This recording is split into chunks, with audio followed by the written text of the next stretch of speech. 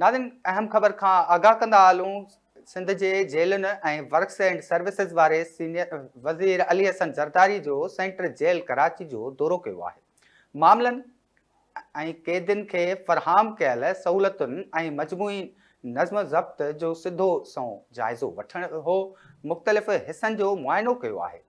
सूबाई वज़ीर अली हसन ज़रदारी बैरकूं कचनि इस्पताल ऐं मुलाक़ात गाह पाणी ऐं निकाली जे निज़ाम समेत सिक्योरिटी पॉइंट्स जो मुआइनो कयो आहे। सूबाई वज़ीर अली हसन ज़रदारी खोराक जे मयार, सफ़ाई, तिबी सहूलतूं ऐं सिक्योरिटी इंतज़ामनि जो बि जाइज़ो वरितो आहे।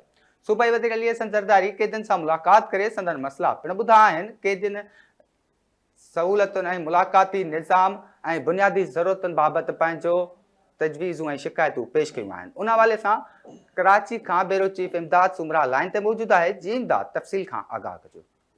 जी बिल्कुल, सूबाई वज़ीर जेल खाना वर्क सर्विसिस अली हसन ज़रदारी पहुतो सेंट्रल जेल कराची पहुतो आहे। जिन दौरे दौरान जेको आहे उन मुख़्तलिफ़ शोबनि जो जाइज़ो वरितो आहे। जिन दौरे जो मक़सद जेल में जारी इंतज़ामी मामलनि क़ैदियुनि खे फ़राहम कयल सहूलतनि ऐं मज़हबी नज़्म ज़ब्त जो सिधो सओं जाइज़ो वरितो वियो आहे। जिन सूबाई वज़ीर अली हसन ज़रदारी जेल जे मुख़्तलिफ़ हिस्सनि जो तफ़सीली मुआइनो कयो आहे, जिन में बैरेकूं, किचन, इस्पताल, मुलाक़ात गाह, पाणी ऐं निकाल जे निज़ाम समेत सिक्योरिटी पॉइंट्स जेके उहे शामिल आहिनि। सूबाई वज़ीर अली हसन ज़रदारी क़ैदियुनि खे फ़राहम कयल खुराक जे मयार, सफ़ाई सुथराई, तिबी सहूलतनि, सिक्योरिटी इंतज़ामनि जो जेको आहे जाइज़ो वरितो आहे ऐं कुझु हंधनि ते फौरी बहितरी लाइ हिदायतूं जारी कयूं आहिनि। दौरे दौरान अली हसन ज़रदारी क़ैदियुनि सां मुलाक़ात करे संदनि मसइला पिणु ॿुधाए।